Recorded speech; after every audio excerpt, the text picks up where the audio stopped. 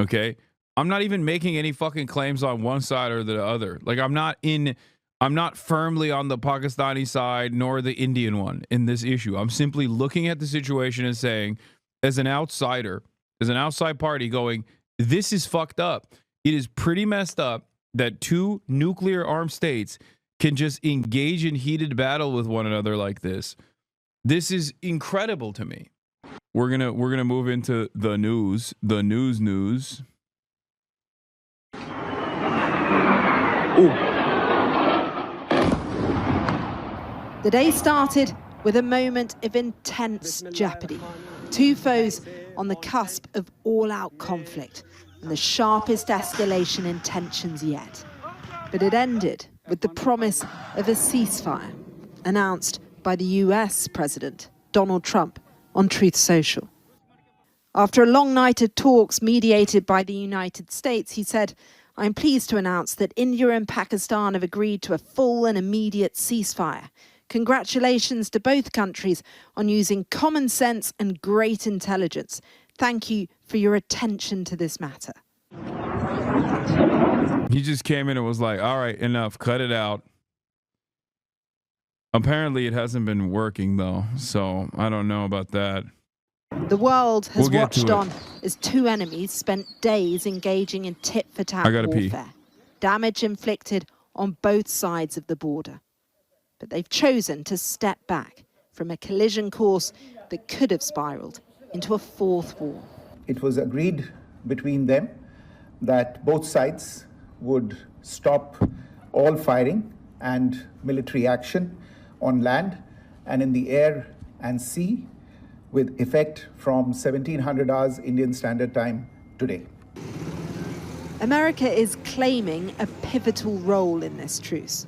Whatever got these two nuclear neighbours here, it is the off-ramp so many were hoping for. Mohammed Aslam has been here before.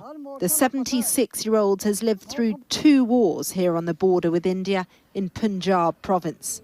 I know where all the bunkers are, he tells me. He used to carry weapons for the military. Before news of a peace deal broke, he was upbeat but defiant. Do you think there's any way Pakistan wins this moment? And if so, what does victory look like? I believe there won't be a war, but if there is, Pakistan will win. Muslims never lose. We always win. We don't fight with power. We fight with faith. The early morning missiles and chest-thumping rhetoric had many here expecting more was to come. Historically, this border town of Badipur acted as a first line of defense for Pakistan. India is just 5 kilometers away behind me. But the conflict looks different now. It's being fought from the air, not the ground. And India and Pakistan have walked into troubling new territory. It is territory they found a way out of, though. And for now, both are able to claim victory and project pride. But if they don't solve the issue of Kashmir, they could easily slip back to square one. Cordelia Lynch, Sky News, Badipur, Pakistan. I'm from Pakistan. We made India go running to USA in 12 hours. Oh man. I mean, you know, if the nuclear threat, if the nuclear threat is terrifying, at least we can have some funny memes along the way. You know what I mean? Pakistani missiles fired towards India. Soldiers cheer. But this has been the most worrying eruption of violence in South Asia in decades. Pakistan released footage of its jets targeting, it said, Indian air bases in retaliation for earlier Indian strikes on its territory. Indian-administered Kashmir, officials say 5 people were killed. There were deaths too on the Pakistani-controlled side of the disputed territory. And this was an Indian missile targeting the Pakistani Noor Khan airbase in Rawalpindi last night. Today, both sides have been making claim and counterclaim about the level of damage they've managed to inflict on each other's military. As residents on both sides of the border collected the remnants of drones and missiles, officials signalled they were looking to de-escalate. With diplomatic efforts intensifying, President Trump was the first to announce a ceasefire, followed by the Pakistani and Indian governments. The Director General of Military Operations of Pakistan called the Director General of Military Operations of India. It was agreed between them that both sides would stop all firing and military action on land and in the air and sea with effect from 1700 hours Indian Standard Time today. The crisis followed a familiar pattern, beginning with an attack by militants in Indian-administered Kashmir. India blamed Pakistan. Pakistan denied involvement. Earlier this week, India launched a barrage of missiles into Pakistan, it said targeting militants. Pakistan says only civilians were killed. What's different now is just how much further into each other's territory both sides are willing to strike. With tensions so high, can a ceasefire lead to wider dialogue? It's been many years now since there's any kind of substantive talks between Pakistan and India. Is this now a chance to pick that up? Well, I think this escalation definitely provides a light at the end of the tunnel. And clearly there's been many issues that have been pending and unresolved for years and decades now. So we see it as an opportunity because it's a big win for Pakistan. Pakistan didn't flinch, didn't fold. On the streets of Islamabad this afternoon, there were celebrations following the ceasefire announcement. But Indians too are claiming victory and to have emerged with the upper hand. These two countries emerged out of bloodshed, and genuine peace looks as elusive as ever. Well, this ceasefire... This is so funny because, like, anytime anything happens, half of the chat is saying Pakistan violated the ceasefire, look it up. Or India broke the ceasefire just now, look it up. It seems to me like you can't have a ceasefire if both sides are not interested in ceasing fire. All good? Yeah, no, I was ordering room service. I'm hungry. There has been a possible violation of ceasefire today. India has claimed it. Pakistan has denied it. India's press briefing has called for a de-escalation, and the bilateral talks scheduled for 12th of May have not yet been called off yet. If the talks are called off, we will have reason to worry. Looking extremely shaky and fragile, and the situation seems very fluid. When it comes to the missile attacks we were talking about in that report, I think India will believe that they have sent a strong signal to Pakistan that any militant attacks in India will be treated, in Kashmir I should say, will be treated as effectively an act of war and responded to in this very aggressive fashion. Pakistan will believe that they've established a strong deterrence to what it sees as unwarranted Indian aggression. I think one real danger is that even if this ceasefire holds, a new baseline for the level of attacks the countries are willing to carry out against each other has now been set. And that means that any leaders in a future flare-up would find it very difficult to do less than what we've already witnessed. And with that backdrop, what prospect is there for dialogue between the two sides? Well, Kathy, you might remember at the beginning of this crisis, India suspended a key water-sharing treaty with Pakistan. According to Indian sources, that remains suspended, so potentially there could be some talks around that. It's certainly a crucial issue for Pakistan, but an overall improvement in the relationship looks very tricky. And one key thing to remember is that the leaders of both of these countries are hardliners. General Asim Munir, the army chief in Pakistan, Prime Minister Narendra Modi in India, both of them see their neighbouring country as their own primary enemy. Just before we came on air, I spoke to Dr. Mohammed Faisal, Pakistan's High Commissioner to the UK, and began by asking, with reports of attacks in Kashmir, whether this ceasefire was dead on arrival. I'm not sure. I haven't verified the information. There is some news coming in. I saw it on the social media just before coming into this interview. But detail, I would definitely want us to wait before we have some authentic information on both sides, because the ceasefire is quite precious and it has been arrived at after a lot of effort. So we should not jump to any conclusion, my suggestion would be. Would you condemn any militant attack in Kashmir? It is a presumptuous question. If it happens, we can take it to there. If it is a pure terrorist attack, we have always condemned it. Pakistan condemns terrorism in all its forms and manifestations, and has done so for the last 30 years. Presumably you'd call on both sides to keep this ceasefire and for proper peace talks to take place.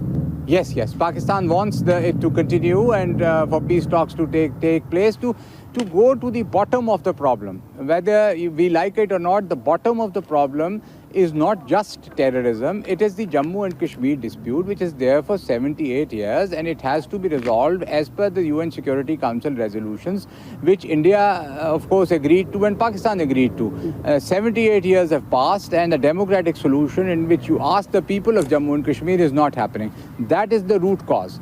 And if we address the root cause, the rest of the problems will automatically resolve. Let's talk about what prompted this latest round of violence between India and Pakistan. And of course, Pakistan denies involvement in last month's terrorist attacks. But would you accept that your country needs to do more to tackle terrorism in its midst? Terrorism is a problem that has plagued the region. Pakistan is one of the biggest victims. You would remember on 25th of March this year, a whole train was hijacked, which is stuff for novels and films. And our forces had to fight and get it released. And I can quote hundreds of incidents, including the Samjhauta Express train, which was attacked, and there are serious allegations on India that they were involved in the train attack. So, of course, problems are there, but we have to, see it in a larger perspective. For Pahalgam, an international inquiry can look into it and ascertain the facts, and we can move forward. Otherwise, it's counter-allegations, counter-allegations. How do we move forward? Well, let me give you another example, and that's Masood Azhar, who's founder of Jaish-e-Mohammed. Wasn't India entitled to attack a terrorist camp run by that group? You know, India targeted a terrorist camp run by that group. They were entitled to do so, weren't they? No, nobody is entitled to be judged. Would you let somebody target a camp in Britain? No, nobody can. You can't be judge, jury and executioner. You have to verify it. There are police, there is a judicial system, there is an first information report. Do you want countries to start doing that? In Europe also, that if he ain't wrong. They feel that there is something and they're going to attack. And by the way, the Indians targeted 3 mosques. That is heavily disputed. And we deny that. But let me just pick you up on Jaish-e-Mohammed. This is important. Sorry, this is important. They deny it. Fine. Then let's have the international inquiry. Why are they shirking from the inquiry? If they are so sure that Pakistan is doing it, let an independent inquiry happen and let them verify. But I also wonder if you accept that you should do more to tackle people like Masood Azhar, who, you know, when the camp was attacked, he put out a statement saying 14 of his family members were killed. And no, he did not. This is all propaganda. There is no such statement. There is no such verification. Please do verify the facts. Also, that's his family members. It ain't him. That makes no sense. Like, even if they literally killed the dude's family members, like, okay.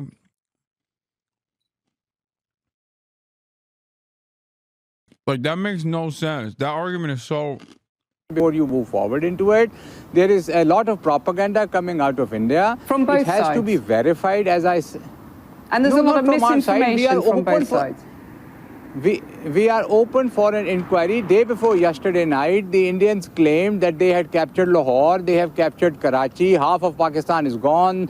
My army chief has either resigned or Prime Minister has resigned or put under... This is the propaganda. This is day before yesterday. Where is the propaganda coming out of Pakistan that the Indian Prime Minister has resigned?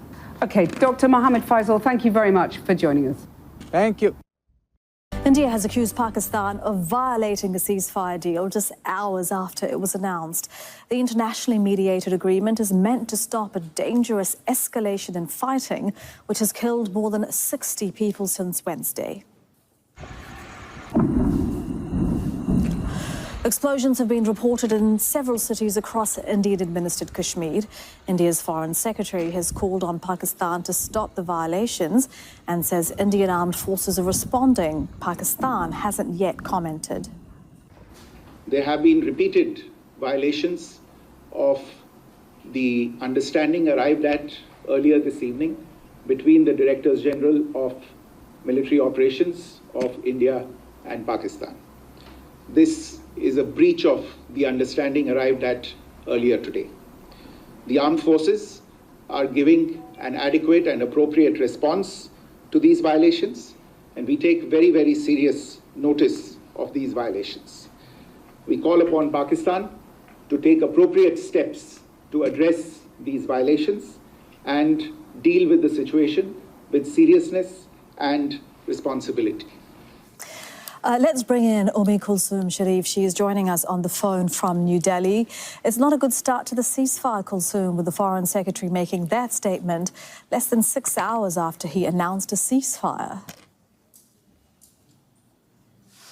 Well, absolutely. Those celebrations that we were talking about, people welcoming the ceasefire, have been pretty much very short-lived.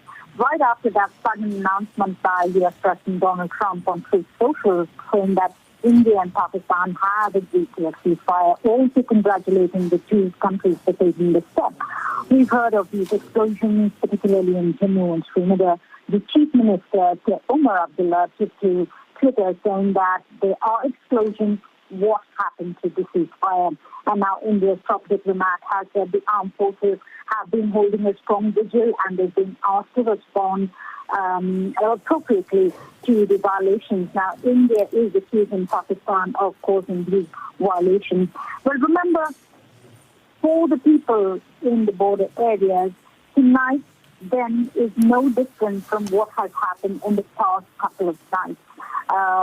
And except that there was supposed to be a ceasefire in place. And Kulsoom, it's a very confusing picture. What reactions are you seeing from India to these developments? So when we were out and we were speaking to people about how they respond to this ceasefire, many of them were very happy and they thought it was the leadership of Prime Minister Narendra Modi that actually got the ceasefire in place. There are some others who are not happy that India did not take strong enough action, and there are others who said that finally peace should prevail and they're happy. We spoke to some traders who are happy that it would be business as usual. People who, for all these airports that would have been shut until May 15, they're hoping they would open up. So there's a sense of optimism, but also, I think, cautious optimism, because people are wondering whether the ceasefire will hold. And across the region, when we're talking about ceasefire, the first thing is celebration, and then people have doubts whether the ceasefire will really hold. So the official reaction is what we've got from India's top diplomat. And we've also had Chief Minister Omar Abdullah already saying that what happened to the ceasefire 6 hours after what it was supposed to be in place. That is Kulsoom Sharif joining us on the phone from New Delhi. Thank you very much, Kulsoom. We're going to bring in Osama bin Javed. He's joined. Bro, I love you, man. Why are you so one-sided? By the way, India's planning to BDS Turkey tourism. This has been the major point of contention in my stream this morning. Tons of Indians coming into my chat saying Pakistan violated the ceasefire agreement. Joining us live from Indians, don't forget, I'm in America. Please don't BDS me. Lahore, and I've seen over the last 2 hours or so conflicting reports on this from Pakistan. Osama, tell us what you're hearing. Well, Elizabeth, as we were just discussing a couple of hours ago, that this is a precarious ceasefire. This is a ceasefire on a line of control which has been aflame for the last few days. So it will take time for it to take effect. and especially in the contested Kashmir region, where the postures has been declared to be on a standoffish position by both of the militaries. It will take time for them to climb down that ladder. So what we're seeing here is actually more or less the same, which is being reported by local sources on both sides. We've been speaking to our correspondent Omar there, who's been reporting about what on the Indian side, villagers are reporting that there has been cross-border shelling from the Pakistani side. And here, we're hearing exactly the same.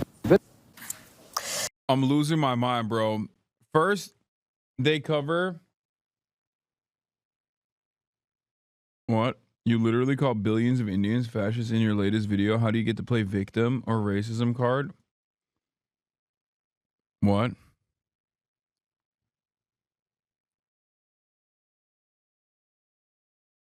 When did I do that? I was joking when I said, Indians, remember, I'm an American, not Turkish. Don't BDS me.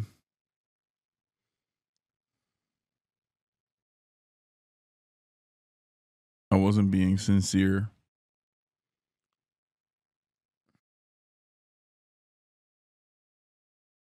And no, I didn't say billions of Indians are fascist. What the fuck? I apologize. We have lost our connection with our correspondent, Osama bin Javed, in Lahore, Pakistan. But just one bit of news from Pakistan. I believe we do have Osama. Osama, can you hear me? Yes, I can. Yeah, Osama, I was just about to say that we are seeing, it's being reported that Pakistan's information minister has told local media that as of now, there hasn't been any ceasefire violations. The new drama bait talking point is that you call India a fascist terrorist state, so now you think they're all terrorists? Okay. No, I didn't even say that. I said any state that without... first of all, Modi is fascist. Okay? Modi is a fucking fascist. When did we all of a sudden forget that he's a fascist? Like, how did that happen? Okay? This isn't to, like, defend the Pakistan government at all. I'm not in the business of doing that. Why the fuck would I do that? I feel like it's a pure expression of American interest in general, especially the Pakistani intelligence, which is, you know, a holdover for CIA activity in the region, many of which has contributed to terror in the region, as a matter of fact. Now, having said that, Modi is a fucking fascist. Like that, 10 toes down. If you have issues with that, you can suck my dick, okay? I didn't say India is a fascist state. I said India is behaving like a rogue terrorist state, and that is also correct, because attacking another sovereign nation without evidence, without like clear-cut collaboration with said sovereign nation is ridiculous. That's ridiculous. You can't do that. Like, America is the only country that does that, and Israel is the only country by extension of America that gets to do that. And they shouldn't do it either. And they are also rogue terrorist states for doing such things.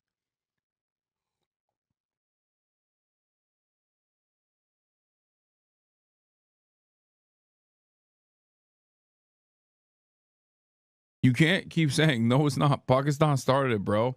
Pakistan started it. It's not. You can't say that.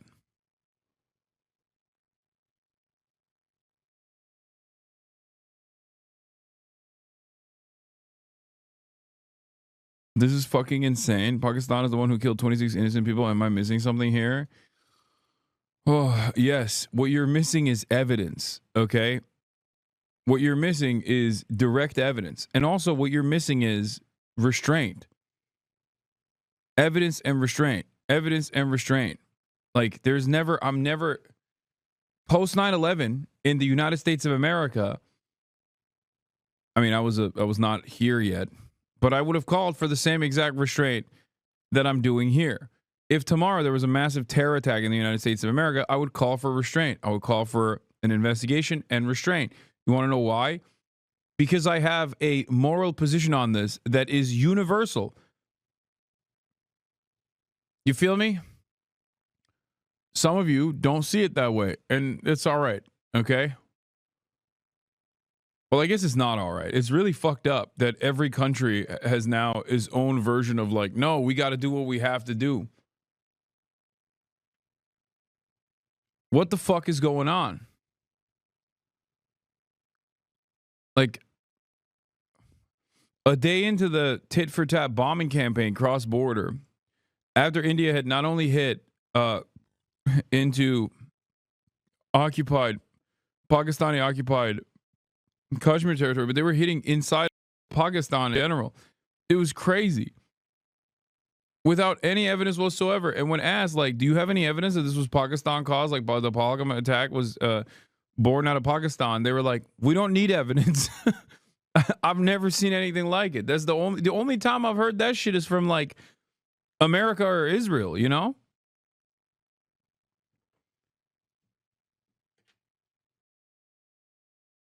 What is going on? Every country is doing this now. It's really fucked up.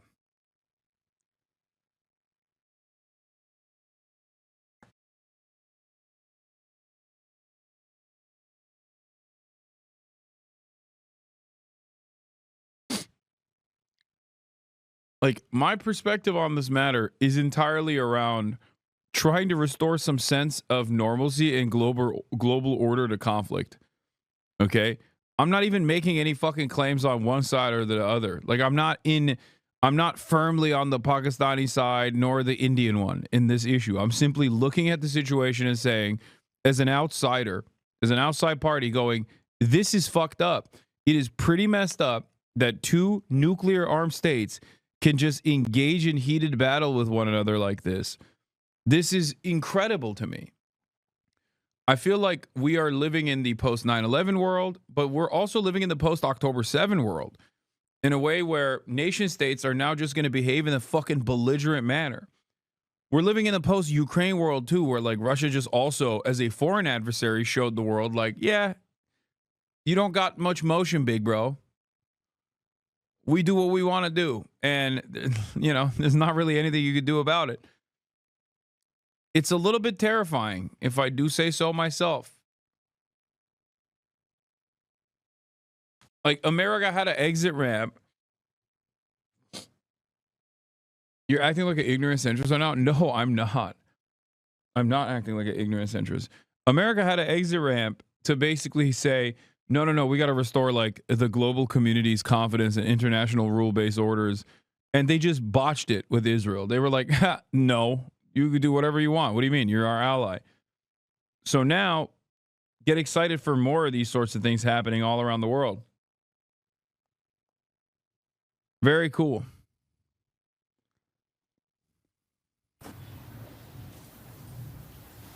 That's exactly what we were just discussing, that Pakistanis on this side of the border are saying that these border violations are happening by India, and Indian villages on the other side are saying it's happening because of Pakistan. And what we need to understand is that because there's forward postures that these positions have been taken, and there are areas, there are border posts across the line of control where there's a conflicting claim of ownership now, that Pakistanis are saying captured some posts, the Indians are saying they've captured some posts, and in the fog of war, it is unclear. So according to some officials that we've spoken to, they're telling us that it will take time and it will require patience on both sides. So Pakistan is adamant that it is not violating the ceasefire agreement. It is abiding by it. There is a Prime Minister's address that is due to take place sometime soon. And we're hearing from security officials that they want this to BDS on Turkey because Turkish drones were found in Jammu and Kashmir on the Indian side. Yes, I know. Turkey is the drone kings. I know that. Also, what do you mean? They are literally the drone gods. Turkey with the Bayraktars, like they've been sending them to Ukraine. Yeah, they are at the table.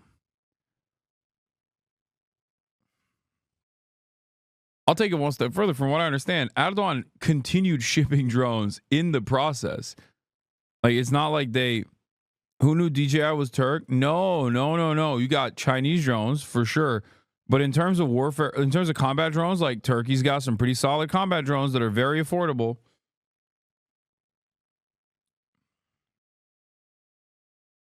It's Chinese rockets and Turkish drones.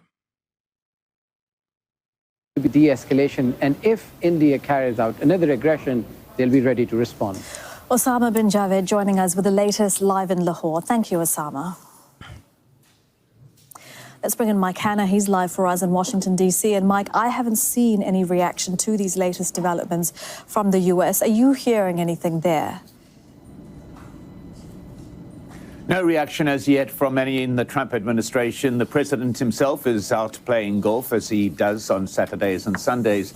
We heard earlier the vice president, J.D. Vance, also putting out messages on social media, congratulating the Trump team for achieving the ceasefire, as he puts it, and in particular the Secretary of State, Marco Rubio, who appears to be playing a major role in what the U.S. says are its ongoing mediation events. Interesting to note that Rubio, in his social message earlier announcing the ceasefire, said that he was going to get these leaders of the opposing sides together in longer-term negotiations. You melted my brain. I watched your India-Pakistan VOD. My family has extensive military background. You fucking reframed that diplomat interview for me. I started thinking I agree with Hasan on everything. Then why am I getting charged up now? Then the Raphael thing came up. Then I remember the Wire Haaretz type, which is very, very good journalism site, getting blocked because of this. And now I'm in an existential crisis. Was I made a fool out of? And BLA isn't talked at all in India. And when it comes to Kashmir, both sides want Kashmir, but no one wants the Kashmir. It's really sad. Everything would be dialed up to 11 again after this. It's so funny that we are literally the same people with the same bubble culture destroying our countries, and yet we're fighting each other. Thanks, Brits, Jinnah, and RSS. But I can still recognize the fact that no amount of providing proof will solve anything. We did it like last time. And Indians don't advocate for the child soldiers as second line of defense in their parliament, but who knows what shit our state is up to. But am I wrong in saying that Pakistan is a U.S. Dirty Works client terrorist state? No, you're not wrong for saying that. I've said that. Also, Dave said that. The Pakistani defense minister literally went on Sky News and was like, who do you think, whose dirty work do you think we've been doing for the past fucking 30 years? Yeah. No, I understand that. And I think like the fundamentalist elements eventually, as 9/11 has shown, get out of control. They get out of hand. They have a tendency to take matters in their own fucking hands.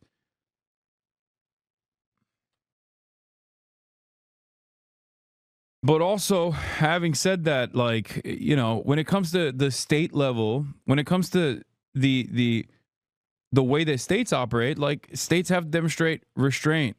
States have to behave in a restrained manner. It's fucking crazy. You can't. What are we doing? I don't know. I don't know what to say about it that I haven't repeated over and over again over the past over the past couple of days, where everyone just yells at me, where I'm like, dude, you can't just start bombing another country. Like, what the fuck? And it's always wild when the response is like, well, what was India supposed to do? Like, they're fucking all terrorists, dude. They're all terrorists. It's like, well, not that, Like, it's crazy.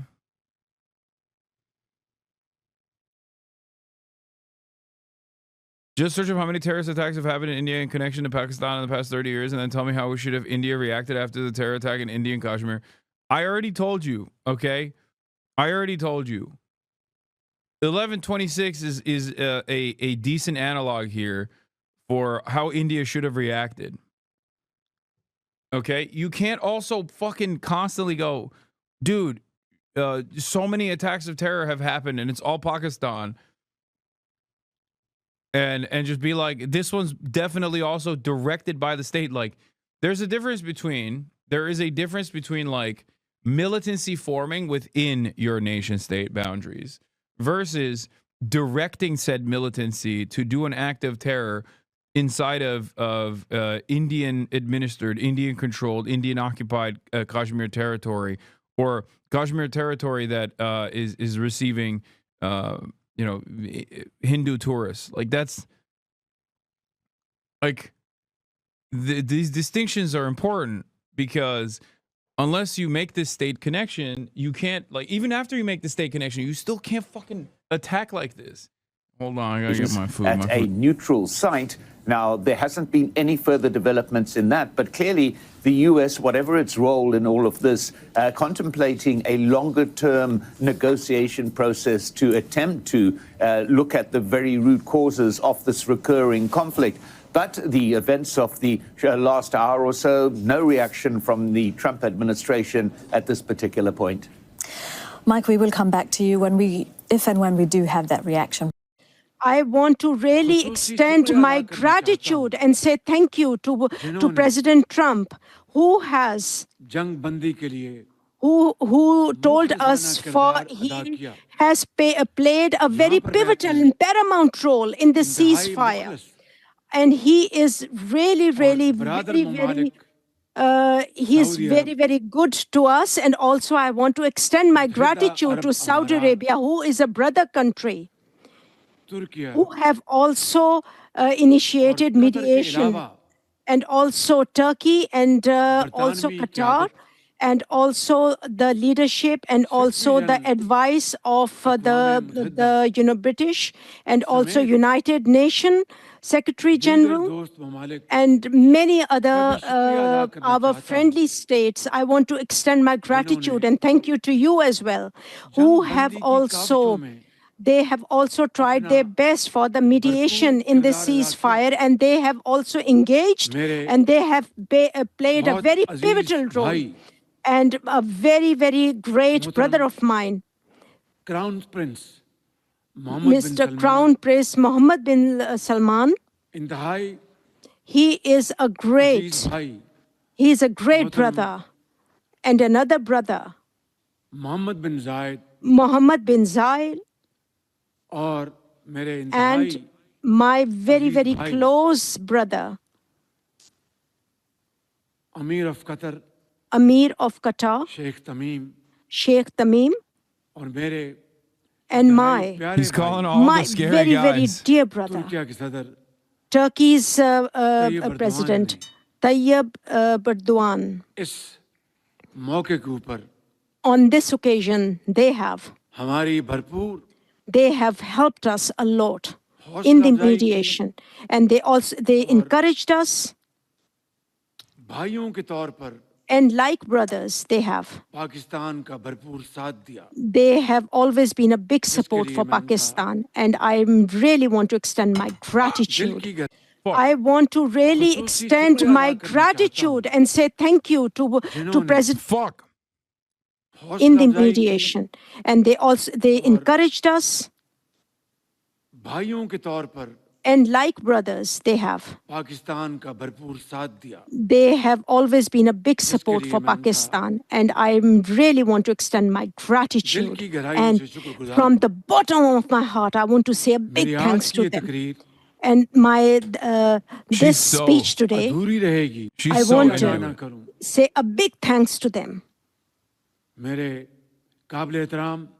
My most respected China's President Xi Jinping, and also the nation of China and the public of China, who have always 78 years of history of Pakistan. They have always been there Bro, she said Arbok Dong.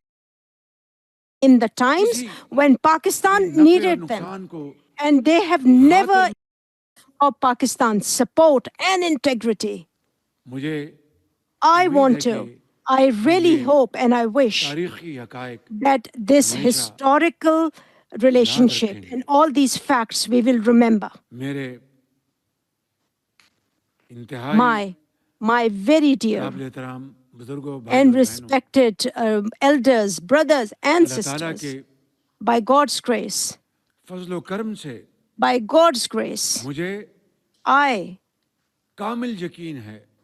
have full confidence, and I believe that in this terrible time, me and you, we have been successful. and the whole of our nation and all our provincial governments as well, and all the departments and all the leaders of the departments, like before, we will all be working together and we will all be putting all our efforts, we will all be putting our attention into Pakistan's development and Pakistan's well-being, and we are going to dedicate ourselves. And we are not going to sit until Pakistan, we will not be sitting in peace until Pakistan will not, until Pakistan gets its lost integrity back. And by God, to the chatter who said, God grace, and that time is not far away when this will happen. And we will all together, we will work hard day and night. And we will work hard to the extent that the whole world should be shocked when they see us. And they are going to say that how Pakistan and how the effort and the strength of Pakistan will make the whole world wonder that how courageous we are. Pakistan, long live Pakistan. Well, let's bring in now Ajay Shukla, a writer at the Business Standard and a retired Indian Army colonel. Good to have you on the programme and to get your thoughts. Can we start with these explosions that have been heard? What are you hearing about that? Are you concerned that the ceasefire has broken down already? No, I'm not concerned. I think that as the Pakistani Foreign Secretary just told you, it's a very loose arrangement, the border over there. There's firing going on most of the year round. And now that you have a ceasefire negotiated with the help of the Americans, the firing is not going to die down all in one, sort of sharp movement. It'll drag on for a few days, it'll reduce. And if this ceasefire is to last, and I'm not saying that it will, but if it is to last, it will the ceasefire will be implemented slowly by slowly. And you will find a slow return to normalcy and then business as usual. So that's the situation as of now. Okay, that's positive at least. When it comes to the ceasefire itself, why do you think both sides have agreed now? What do you think changed? Both sides have their, very strong domestic political imperatives that force the leaders to sort of take a harder line, take a sort of strong line of action, especially when the other side the Indian side doesn't differentiate too tightly between the Pakistani army and the Pakistani terrorists who the army sort of guides and trains and pushes into Kashmir. So with these two elements. Dude, this guy's giving me OSINT reporting on why a nuclear nation that didn't even use the OSINT reporting to justify fucking blowing up another nuclear nation. Thanks, man. He's like, I analyzed the bike tracks. India says they intercepted communication. Okay, listen, Hasan, just listen. And second point, you as an American have no idea what India's gone through because of jihadi Pakistan. You are just cloud chasing. First of all, why the fuck wouldn't I just immediately go, India lying too, sir? You're fucking killing it, India. Keep blowing up those jihadi scumbags. If I wanted to cloud chase, like, why wouldn't I just say that? So I can be an adored figure on Indian Twitter. This isn't even a defense of Pakistan either. It's just a criticism of India's actions. But anything short of like full-throated support for India is seen as like a direct line of attack.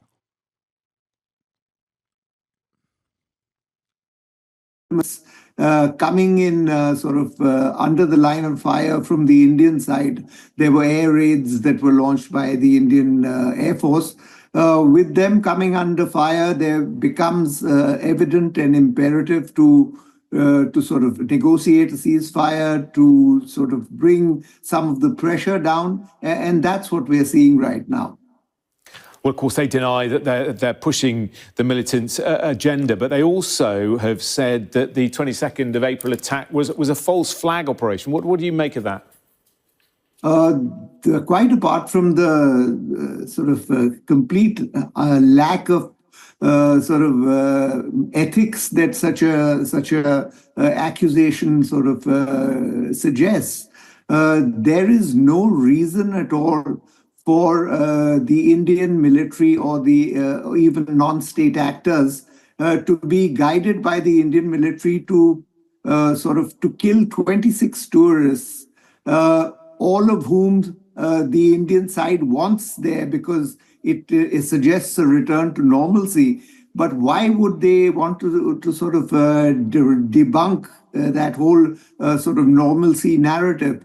So the idea is outrageous that the Indian side has sort of staged a false flag operation, and certainly India was having none of it. This was the worst sort of terrorist outrage in several years. And you can't expect a strong security-oriented army to accept this kind of outrage without hitting back, and that's what you had. Pakistan is saying that they've offered an independent investigation into exactly what happened on the 22nd of April by a third party, if necessary, a neutral. Yeah, I'm casting GP3, baby. I'll be back in France. Organisation, but India don't want that. They've refused that. There is really no need for India to accept a third-party negotiation. Pakistan has, since 1947, been trying to internationalize the Kashmir dispute, to bring in monitors and soldiers of one kind or the other, so that the whole dispute is cast into a sort of an internationalist murk. But India is not going to agree to that. Quite apart from anything else, it runs counter to many decades of firmly entrenched policy. Then. And Pakistan has simply got no right to demand. What about? Never mind. My bad, bro. That's what the good guys say, famously.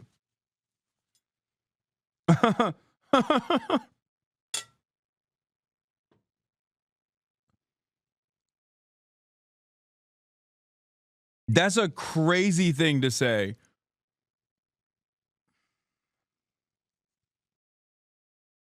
This is what I mean, chatters. Like, I'm sorry. This is like, I'm not in the business of shitting on India. I know everyone's gonna, I know that the internet is an incredibly hostile space for Indians in general.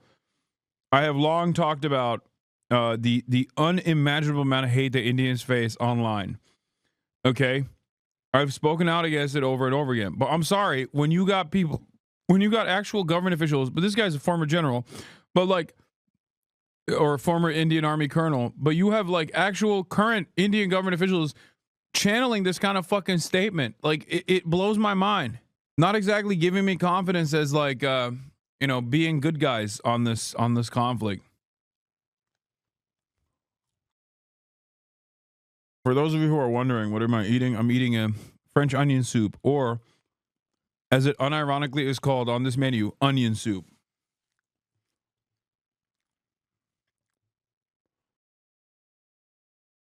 People of Kashmir to decide for themselves then. What about this idea of a referendum? Well, the idea of a referendum, as you discussed with, I think, the Pak Foreign Secretary, is that the UN already has a proposal for a referendum. The Kashmir dispute is supposed to be resolved on the basis of this referendum, but the preconditions for the referendum. Why are you calling India as genocide country? This is the funniest thing, dude.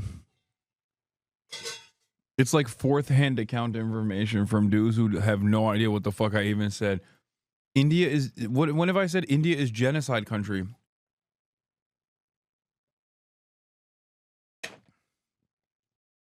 What is going on? Where the fuck are you guys coming from, bro?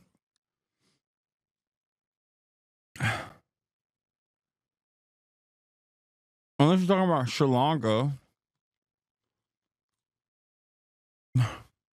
Okay, that was a stupid question. I know where people are coming from that are saying that.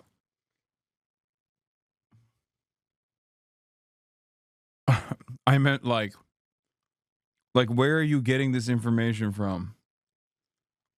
Bro, you are out of your fucking mind, dude. Jesus Christ. Calm down, dude. Calling India dirty and shit. Chill out. Something that Pakistan has resolutely sort of debunked. Well, the UN High Commissioner told me that they would be prepared to withdraw their military before a referendum took place. Do you not believe them? The Pakistan army? Yeah, the Pakistan military said that they would be prepared to withdraw if there was going to be a referendum in Kashmir. They have never given any indication of... In your video, you were talking about how white supremacist countries don't treat India seriously, a country with over 1 billion people that is a growing fascist movement, and that movement intensifies and unifies when attacked. Yeah, I did say that, and I fucking cooked on it. I was right to say that. And I fucking cooked when I said that. And it's genuinely terrifying. And I wish more people were paying attention. On the ground of being willing to withdraw. India has pointed this out several times in the past. In fact, whenever this issue comes up for discussion, but Pakistan, while paying lip service to the concept of a referendum, does nothing at all on ground to make it so. Okay, well, let's keep our fingers crossed that this ceasefire does indeed hold and talks can take place. Ajay Shukla, Business Standard writer, retired colonel from the Indian Army. Thank you very much.